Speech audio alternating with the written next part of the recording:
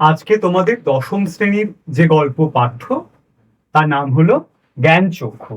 এই জ্ঞানচক্ষু শব্দবন্ধটির সঙ্গে তোমরা প্রায় সকলেই পরিচিত। জ্ঞানচক্ষু মানে জ্ঞানের চক্ষুর উন্মিলন, অর্থাৎ অন্ধকার থেকে এমন একটা বোধের জগতে আসা, একটা অজানা থেকে জানার দিকে আসা। এই পুরো বিষয়টাই গল্পের মধ্যে কিভাবে আবর্তিত হয়েছে আমরা দেখব। কিন্তু তার আগে যে কথা বলে নেওয়া প্রয়োজন, তোমাদের আমি সবাইকে, সমস্ত ছাত্রছাত্রীদের এসউই বাংলার তরফ থেকে তোমাদের অনেক শুভেচ্ছা ভালোবাসা জানাচ্ছি। তোমাদের কিছু পবিত্র কর্তব্য থাকে, সেগুলো হলো এই যে এই ক্লাস দেখার সময় বা দেখে ক্লাস কেমন লাগছে এটা লাইক করে, কমেন্ট করে, শেয়ার করে, সাবস্ক্রাইব করে জানানো, এবং এটা বন্ধুদের মধ্যে ছড়িয়ে দেয়া। এই কাজগুলো তোমরা করবে। এবং কোনো একটা গল্প আজকে আমার পাঠ্য আছে বলে কোনো একদিন পড়বো, এরকম সুদূর কোনো ভবিষ্যতের পরিকল্পনা করবে না। যে কোনো গল্প কবিতা যখন পড়বে, যা করবে সেটা সম্পূর্ণ মনোযোগ দিয়েই তোমরা করবে। যে কোনো গল্প পড়ার আগে, সেটা কবিতার ক্ষেত্রে হতে পারে, নাটকের ক্ষেত্রে হতে পারে, প্রবন্ধের ক্ষেত্রে হতে পারে, সেই লেখকের, সেই লেখক সম্বন্ধীয় কিছু প্রাথমিক তথ্য আমরা প্রথমে জেনে নেব। আশাপূর্ণা দেবীর লেখা গল্প জ্ঞানচক্ষু। আমরা একটু দেখে নিই লেখক পরিচিতি। দেখো, এখানে আশাপূর্ণা দেবীর ছবি দেয়া আছে। রবীন্দ্রনাথ আশাপূর্ণাকে বলেছিলেন, আশাপূর্ণা তুমি সম্পূর্ণা। ওর জন্ম 1909, মৃত্যু 1995। অন্যতম প্রধান বাঙালি লেখিকা। যে সমস্ত লেখিকাদের কথা বললেই আমরা যদি 5জন বাঙালি লেখিকাকে বেছে নিতে চাই, তাদের মধ্যে অবশ্যই সেই ক্রমে আশাপূর্ণা দেবী অবশ্যই থাকবেন। তার জন্ম কলকাতায়, স্কুল কলেজে পড়ার সুযোগ সেভাবে ঘটেনি। তিনি কিন্তু যে প্রথাগত শিক্ষা সেটা তিনি সেভাবে পাননি। কিন্তু তার সমাজের প্রতি, জীবনের প্রতি, চতুর্দিকের প্রতি তার একটি অসামান্য সূক্ষ্ম দৃষ্টি, সংবেদনশীলতা, এসব অভিজ্ঞতা তার ছিল। এবং তিনি মধ্যবিত্ত যে জীবন, সেই জীবনকে খুব দক্ষতার সঙ্গে গল্পে এবং উপন্যাসে তুলে ধরেছেন। তার দীর্ঘ জীবন, সেই দীর্ঘ জীবনে তিনি শুধুমাত্র যে উপন্যাস লিখেছেন তা নন, উপন্যাস লিখেছেন, গল্প লিখেছেন, এবং ছোটদের জন্য অজস্র বই লিখেছেন। এবারে দেখবে কোনো কোনো লেখক সম্বন্ধে তার নাম বললেই কিছু বই আমাদের মাথায় চলে আসে। যদি বিভূতিভূষণ বলি, সঙ্গে সঙ্গে আমাদের পথের পাঁচালী, অপরাজিত মনে পড়ে। তেমনি আশাপূর্ণা বললেই আমাদের মনে পড়ে প্রথম প্রতিশ্রুতি, সুবর্ণলতা এবং বকুল কথার ট্রিলজি। হ্যাঁ, এবারে তার প্রথম প্রতিশ্রুতি, সুবর্ণলতা, বকুল কথা, অগ্নি পরীক্ষা, সাগর শুকায়া যায়, শশীবাবুর সংসার, অন্তত 4-5টা বইয়ের নাম আমরা মনে রাখবই। এবার সাহিত্যের জন্য যে সমস্ত পুরস্কার হয়, সে সমস্ত অন্যতম বিখ্যাত গুরুত্বপূর্ণ সম্মানে যে সমস্ত পুরস্কার, রবীন্দ্র পুরস্কার, সাহিত্য একাডেমি, জ্ঞানপীঠ পুরস্কার, এসব পুরস্কার তিনি পেয়েছেন।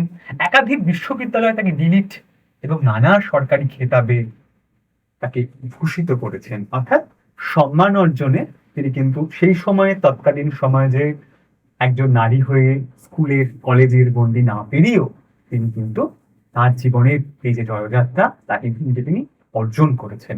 তাহলে এই হলো আশাপূর্ণা দেবী সম্পর্কে প্রাথমিক কিছু জানার বিষয়। এবারে আমরা সরাসরি গল্পে চলে যাব। গল্পের নাম জ্ঞানচক্ষু, লিখছেন আশাপূর্ণা দেবী। আমরা কখনোই লেখার নাম এবং লেখকের নাম ভুলে যাব না। এবার আরেকটা যেটা হয় গল্প পড়ার ক্ষেত্রে, তোমরা না নোট নাও না। এটা পরবর্তীতে চরিত্র সম্বন্ধে বুঝতে একটু সমস্যা হয়। আমি যখন বলতে বলতে যাবো, দাগাতে দাগাতে যাবো, তোমরা টেক্সট সামনে রেখে দাগাবে আর ছোট ছোট করে নোট নেয়, পেন্সিলে হতে পারে অথবা খাতায়। পরবর্তীতে একবার সেই নোটগুলো দেখে নিলে পুরো ব্যাপারটা তখন মাথায় চলে আসে। এগুলো এখন থেকেই তোমরা মাধ্যমিক লেভেল থেকে অভ্যস্ত হবে। গল্পের শুরুর লাইন দেখো, কথাটা শুনে তপনের চোখ মার্বেল হয়ে গেল। মানে তপন নামে আমরা একটা চরিত্রের কথা পাচ্ছি। সেই তপন এমন একটা কথা শুনলো যেটা শুনে তার চোখ মার্বেল হয়ে গেল। আক্ষরিক অর্থে কি চোখ মার্বেল হয়ে গেল? মানে তোমরা দেখেছো গুলি বা মার্বেল খেলা, তাহলে কোনো মানুষের চোখ কি কখনো মার্বেল হয়ে যেতে পারে? কখনোই পারে না। তাহলে কি সে অবাক হয়ে গেল? তাহলে বিস্ময় বোঝাতে এই মার্বেল শব্দটাকে প্রয়োগ করেছেন আর কি লেখক। লেখক বা কবিরা তো পৃথিবীকে বা চারপাশকে এরকম বিভিন্ন উপমায় দেখতে পান।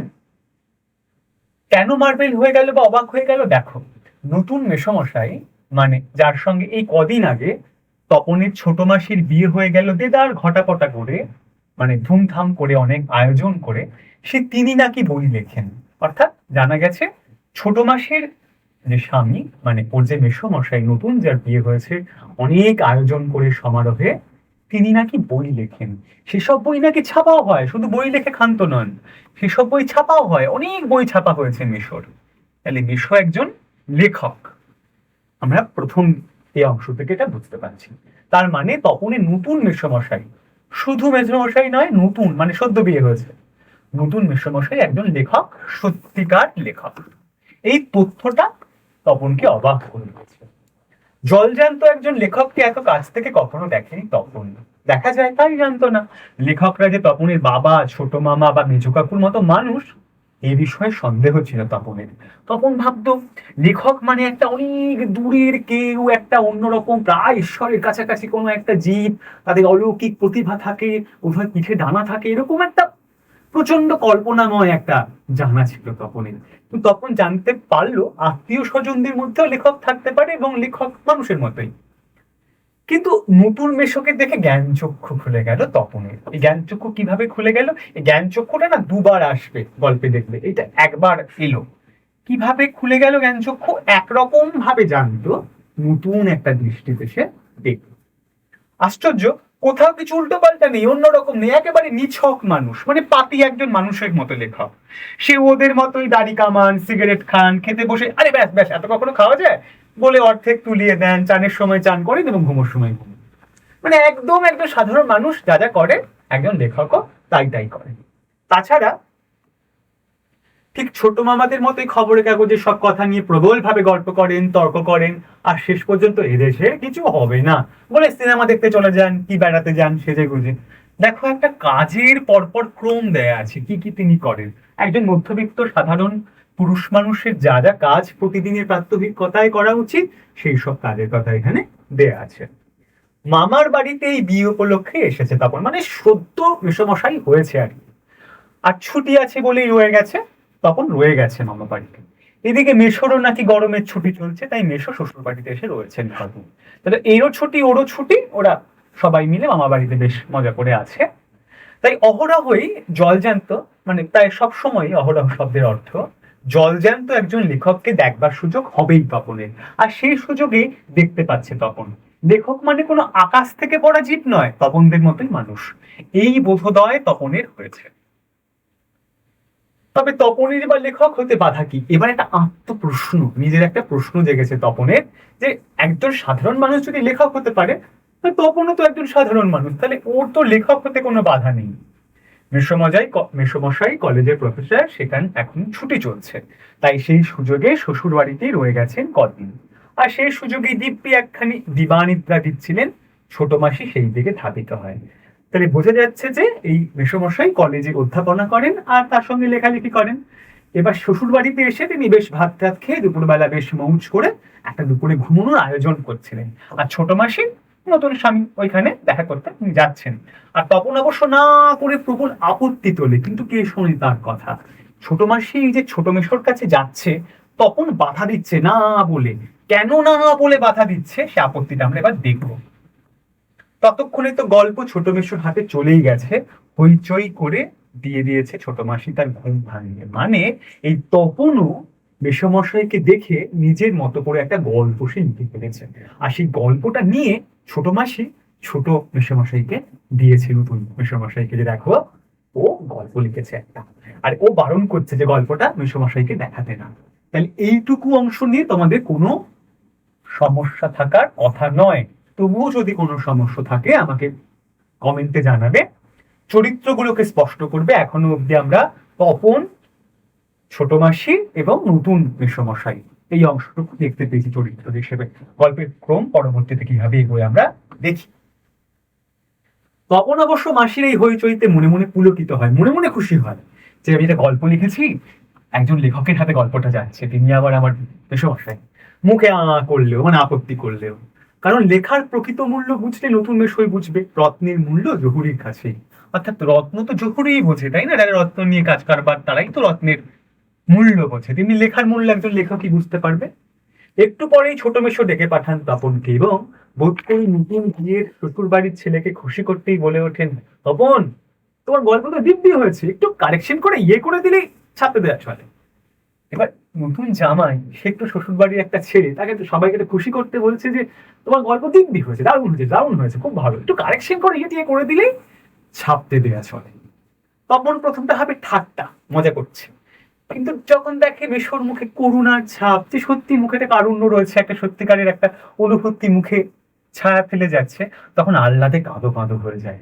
যে প্রথম জীবনে লেখা একটা গল্প, এইভাবে গল্পটা ছাপা হবে, এর যে আনন্দ, এই আহ্লাদে না কাঁদো কাঁদো হয়ে যায়। তখন এই অনুভূতিটা বলে বোঝানোর নয়, যে নিজের নাম, নিজের তৈরি করা চরিত্র সৃষ্টি করা একটা গল্প যখন প্রথম ছাপা হয়, সত্যি সেই মুহূর্তে কিন্তু কান্না চলে আসে মানুষের, আনন্দের কান্না, প্রায় বুক ফুঁপিয়ে ওঠে কান্নায়।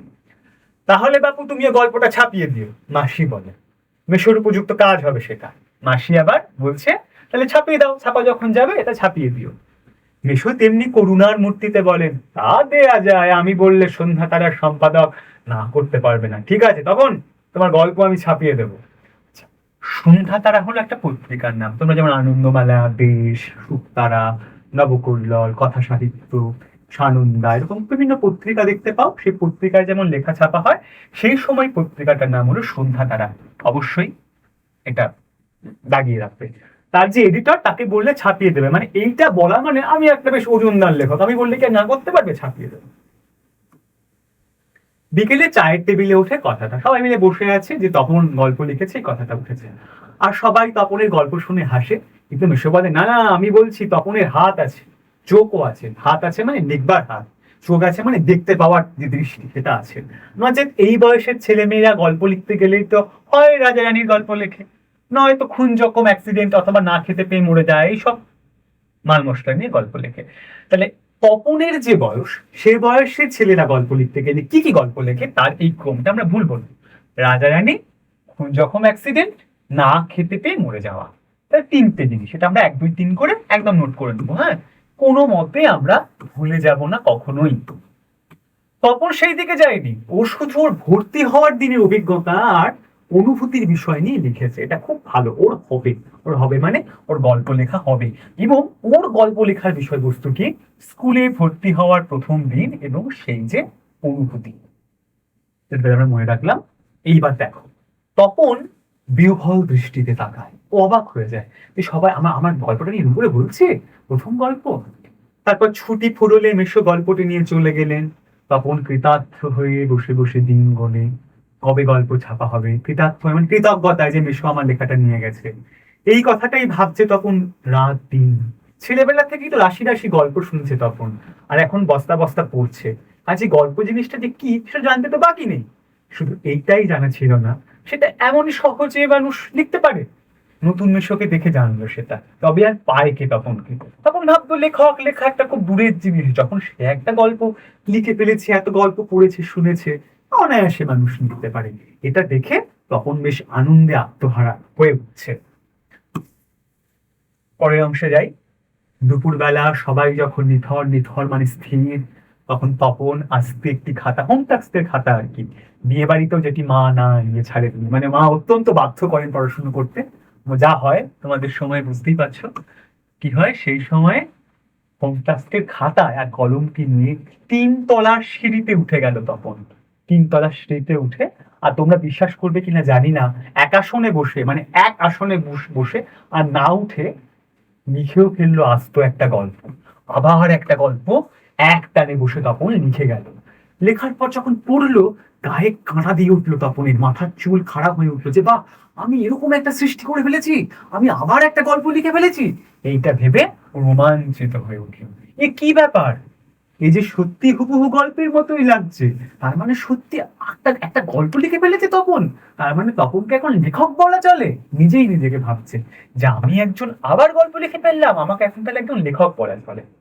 হঠাৎ ভয়ানক একটা উত্তেজনা অনুভব করে তপন, আর দূর দাঁড়িয়ে নিচে নেমে এসে ছোট মাসিকে বলে, ছোট মাসি, একটা গল্প লিখেছি। ছোট মাসি ও চিরকালের বন্ধু, বয়সে বছর 8 বড় হলেও সমবয়সী, কাজী মামার বাড়ি এলে সবকিছুই ছোট মাসির কাছে। তাই এই ভয়ানক আনন্দের খবরটা ছোট মাসিকে সর্বরাটকে মানে সবার প্রথমে দিয়ে বসে যে মাসি, আমি আবার একটা গল্প লিখে ফেলেছি। মাসির সঙ্গে কিন্তু কোনো দূরবর্তী সম্পর্ক নয়, এতটাই নৈকট্য বা কাছাকাছি, প্রায় বন্ধুর মতো। তবে বিয়ে হয়ে ছোট মাসি যেন একটু মুরব্বি মুরব্বি হয়ে গেছে, একটু ভারী কি চাল চলে এসেছে বিয়ের পর। তাই গল্পটা সবটা না পড়েই একটু চোখ বুলিয়ে বলে বেশ পিঠ চাপানো সুরে বলে, ও মা এবার বেশ লিখেছিস রে, কোনখান থেকে টুকলি ভাই করিস নি তো? মাসি এবার একটু ভাব নিয়ে বলে যে টুকিস টুকিস নি তো থেকে। ছোট মাসি ভালো হবে না বলছি। তপন বলে, আরে বাবা খেপছিস কেন, জিজ্ঞেস করছি বই তো নয়, রোস মানে অপেক্ষা কর, তো মেসোমশাইকে দেখাই। দ্বিতীয় গল্প আবার মেসোমশাইকে দেখাতে চায়, কিন্তু গেলেন তো গেলেনই যে। কোথায় গল্পের সেই আঁটসার ছাপার অক্ষরে গাঁথা চেহারাটি, যার জন্য হাঁ করে আছে তপন। মামার বাড়ি থেকে বাড়িতে চলে এসেও সেই যে নিয়ে গেল মেসোমশাই গল্প একদিন ছাপা হবে বলে, দিনের পর দিন চলে যায়, রাতের পর রাত চলে যাচ্ছে, কিন্তু সে গল্প ছাপার আর কোনো লক্ষণই দেখা যাচ্ছে না। এদিকে বাড়িতে তপনের নাম হয়ে গেছে কবি, সাহিত্যিক, কথাশিল্পী। সবাই ঠাট্টা করে কবি, সাহিত্যিক, কথাশিল্পী এসব বলছে তপনকে। আর উঠতে বসতে ঠাট্টা করি, তোর হবে, হ্যাঁ বাবা তোর হবে বলে সবাই তপনকে আর কি মজা করছে, ঠাট্টা করছে। তবু এইসব ঠাট্টা তামাশার মধ্যেই তপন আরো দু তিনটে গল্প লিখে ফেলেছে। মানে সে যে উৎসাহটা পেয়েছে, সেই উৎসাহে হয় যজ্ঞে যেমন ঘি পড়লে আগুন জ্বলে ওঠে, ওর উৎসাহ তেমনি আরো দ্বিগুণ তিনগুণ চতুর্গুণ হয়ে উঠেছে বলে ও তেমনি দু তিনটে গল্প আরো লিখে ফেলেছে। ছুটি ফুরিয়ে এসেছে, হোম টাস্ক হয়ে ওঠেনি, তবু লিখছে, লুকিয়ে লিখছে, যেন নেশায় পেয়েছে। মানুষ যেমন মদ গাঁজা ইত্যাদি কোনো এক নেশা পেয়েছে, নেশা থেকে ক্রমান্বয়ে ধায়, তখন কি তিনি লেখার নেশায় পেয়েছে। সে কেবলই চরিত্র সৃষ্টি করে গল্প লিখছে আর নতুন নতুন রূপ দান করছে, চরিত্র তৈরি হচ্ছে, লেখা তৈরি হচ্ছে। তারপর ছুটি ফুরলো, রীতিমতো পড়া শুরু হয়েছে। এবার পড়াশোনা শুরু হয়ে গেছে, শ্রেণীকক্ষে যা যা তৈরি হয় সবকিছু। প্রথম গল্পটি সম্পর্কে একেবারে আশা ছাড়া হয়ে গেছে, ও প্রথম গল্প ও নিয়ে গেছে, ছাপা টাপা হবে না। বিষণ্ণ মন নিয়ে বসে আছে, এমন সময় ঘটলো সেই ঘটনা। ছোট মাসি আর মিশো একদিন বেড়াতে এলো, হাতে একটা সংখ্যা, সন্ধ্যাতারা পত্রিকার একটা সংখ্যা নিয়ে মেশো আর মেসোমশাই বেড়াতে এসেছে। কেন হেতু কারণ, সন্ধ্যাতারা নিয়ে কেন? বুকের রক্ত ছলকে ওঠে তপনের। ও তার মানে কি লেখাটা ছাপা হয়েছে? আনন্দে তখন একেবারে দিশেহারা হয়ে যায়। মানে আনন্দে আর মুখ মানে রক্ত চলকে ওঠে, মানে প্রচন্ড আনন্দ হয়। তবে কি সত্যি তাই? সত্যি তপনের জীবনে সবচেয়ে সুখের দিনটি এলো আজ? কিন্তু তাই কি সম্ভব? সত্যিকার ছাপার অক্ষরে তপন কুমার রায়ের লেখা গল্প হাজার হাজার ছেলের হাতে হাতে ঘুরবে? পৃথিবীতে এমন অলৌকিক ঘটনাও ঘটে, যা লৌকিক না, যা অসম্ভব। আচ্ছা, পুরো নামটা আমরা পেয়ে গেলাম, হ্যাঁ, তপন কুমার রায়। কি ঘটছে? সত্যি তাই, সত্যি ঘটেছে। সূচিপত্রে নামও রয়েছে, প্রথম দিন গল্প শ্রী তপন কুমার রায়। এটা তোমরা আবার দাগাও, গল্পের নাম, ভর্তির দিন নিয়ে লেখা গল্প, লিখছেন শ্রী তপন কুমার রায়। এটা নোট করবে। এই অংশটা হয়ে গেছে, পরের অংশে আমরা দেখি। সারা বাড়িতে শোরগোল পড়ে যায়, কোলাহল পড়ে যায়। তপনের লেখা গল্প পত্রিকায় ছাপা হয়েছে, ওর লেখক মেশো ছাপিয়ে দিয়েছে। পত্রিকাটি সকলে হাতে হাতে ঘোরে, সকলে একবার করে চোখ বোলায় আর বলে, বারে চমৎকার লিখে যেত। মেশো অবশ্য মৃদু মৃদু হাসেন আর বলেন, একটু কারেকশন করতে হয়েছে অবশ্য, নেহাত কাঁচা তো। মাসিবারে তা হোক, নতুন নতুন অমন হয়। ক্রমশ ও কথাটাও ছড়িয়ে পড়ে, ওই কারেকশনের কথা, যে একটু এডিট করে দিতে হয়েছে। বাবা বলেন, তাই? তা নইলে ফট করে একটা লিখলো আর ছাপা হলো। মেজু কাকু বলেন, তা ওরকম একটি লেখক মেশো থাকা মন্দ নয়, আমাদের থাকলে আমরাও চেষ্টা করে দেখতাম। বাড়ির বিভিন্ন সদস্যরা বিভিন্ন রকম করে কথাবার্তা বলেন। ছোট মাসি আত্মপ্রসাদে প্রসন্নতা নিয়ে বসে বসে ডিম ভাজা আর চা খায়, মেশো শুধু কফি। আজ আর অন্য কথা নেই, শুধু তপনের গল্পের কথা, তপনের নতুন মেশোর মহত্বের কথা। উনি নিজে গিয়ে না দিলে কি আর সন্ধ্যা তারার সম্পাদক তপনের গল্প করে আঙুল দিয়ে ছুতো দেখতুন? উনিয়ে গেছে বলেই কিন্তু দেখেছে। তখন যেন কোথায় হারিয়ে যায় এসব কথার মধ্যে। গল্প ছাপা হলে যে ভয়ঙ্কর আহ্লাদটা হবার কথা, আনন্দটা হওয়ার কথা, সে আহ্লাদ খুঁজে পায় না। অনেকক্ষণ পরে মা বলেন, কই তুই নিজের মুখে একবার পড় তো তখন শুনি। বাবা তো পিঠে পিঠে এত মানে এর উপরে গল্প লিখেছিস, পড় দেখি। এতক্ষণে বইটা এবার নিজের হাতে পায় তখন, সবার হাতে হাতে ঘুরছিল। মা বলেন, কই পড়, লজ্জা কি, পড় সবাই শুনি। তখন লজ্জা ভেঙে পড়তে যায়, এসে গলা পরিষ্কার করে। কিন্তু এ কি, এসব কি পড়ছে তখন? এ কার লেখা? এর প্রত্যেকটি লাইন তো নতুন, আনকোরা, তপনের অপরিচিত। এর মধ্যে তপন কোথা? তার মানে মিশ্র তপনের গল্পটিকে আগাগোড়াই কারেকশন করেছেন, অর্থাৎ নতুন করে লিখেছেন নিজের পাকা হাতে কলমে। গল্পটাকে নেয়নি, বিশ্বমশাই নতুন করে গল্পটা লিখেছে। তখন আর পড়তে পারে না, তখন আর গল্পটা পড়তে পারছে না, বোবার মতো বসে থাকে। তারপর ধমক খায়, কিরে তোর তোর যে দেখি পায়া ভারী হয়ে গেল, মানে বেশি ভাবটা বেড়ে গেল নাকি? সবাই শুনতে চাইছে তবু পড়ছিস না নাকি? অতি আহ্লাদে বাক্য হরে গেল, কথা বলতে পারছিস না? তখন গড়গড়িয়ে পড়ে যায়। তপনের মাথায় ঢোকে না সে কি পড়ছে। তখন বুঝতেই পারে না কোন লেখা পড়ছে, কার লেখা পড়ছে। তবু ধন্যি ধন্যি পড়ে যায়, সবাই বলে বাবা চমৎকার চমৎকার লেখা। আর একবার রোয়াব ওঠে, তপনের লেখক বেশ তপনের গল্পটি ছাপিয়ে পড়েছে। তখন বইটা ফেলে রেখে চলে যায়। তখন ছাদে উঠে গিয়ে শার্টের কলাটা তুলে চোখ মোছে। তপনের মনে হয় আজ যেন তার জীবনের সবচেয়ে দুঃখের দিন, সবচেয়ে আহ্লাদের দিন হওয়ার কথা ছিল, কিন্তু কেন তা জানে না তখন। শুধু এই দুঃখের মুহূর্তে গভীরভাবে সংকল্প করে তখন, যদি কখনো লেখা ছাপতে দেয় তো তখন নিজে গিয়ে দেবে নিজের কাঁচা লেখা। ছাপা হোক, ছাপা হয় হোক, না হয় না হোক। তপনকে যেন আর কখনো শুনতে না হয় অমুক তপনের লেখা ছাপিয়ে দিয়েছে। আর তপনকে যেন নিজের গল্প পড়তে বসে অন্যের লেখা লাইন পড়তে না হয়। তার চেয়ে দুঃখের কিছু নেই, তার থেকে অপমানিত। এইভাবে তোমাদের জ্ঞানচক্ষু এই দ্বিতীয়বার একটা জ্ঞানচক্ষুর উন্মিলন ঘটে। মানে দ্বিতীয়বার শব্দটি নেই, তুমি বুঝতে পারো, তোমরা বুঝতে পারো যে একটা বোধের জগতে তপন উপনীত হয়, যে নিজের লেখা তা ভালো হোক, কাঁচা হোক, মাঝারি হোক, তার নিজেরই লেখা। তোমরা ছোটবেলায় পড়েছো না, নিয়ে কাঁচা হাতে গড়া মোড়, যে বাসাটা সব থেকে সুন্দর অনেক ইমারতের থেকেও। তার নিজেরই লেখা যেন নিজেকেই পড়তে হয়, অন্যের তৈরি করে দেওয়া লেখা নয়। এইভাবে যে জ্ঞানচক্ষুর উন্মিলন বা খুলে যাওয়া, সে তোমাদের মতো বয়সী একটি ছেলে তপন তার জীবনে যে লেখক হওয়ার যে পথ, তাই নিয়ে লেখা গল্প জ্ঞানচক্ষু। এইভাবে পড়বে তোমরা, নোট নিয়ে চরিত্রগুলো দেখে। যে কোনো প্রয়োজনে প্রশ্ন থাকলে জানাবে, সেগুলো আমি কমেন্টে তোমাদের উত্তর জানাবো। আর যে কথা বারে বারে বলার, যে শুধু 9, 10, 11, 12 বা যেই নয়, সম্পূর্ণ একটা অংশ না, একটা সামগ্রিকতার দিকে এসএই বাংলা যেতে চলেছে। তোমরা সেই ব্যাচ, চ্যানেল সমস্ত কিছু দেখবে, লাইক কমেন্ট শেয়ার করবে, বন্ধুদের মধ্যে ভাগ করে নেবে, ক্লাসটা জানাবে বন্ধুদের অবশ্যই। এটা তোমাদের কাজ, এটুকুই তোমাদের কাছ থেকে চাওয়া। আর যে কোনো প্রয়োজনে দেখো ফোন নাম্বার দেওয়া আছে, তোমরা যোগাযোগ করবে। সবাই খুব ভালো থাকবে, মন দিয়ে প্রথম থেকে পড়াশোনা করবে। আবার তোমাদের সঙ্গে আমার দেখা হচ্ছে পরের ক্লাসে।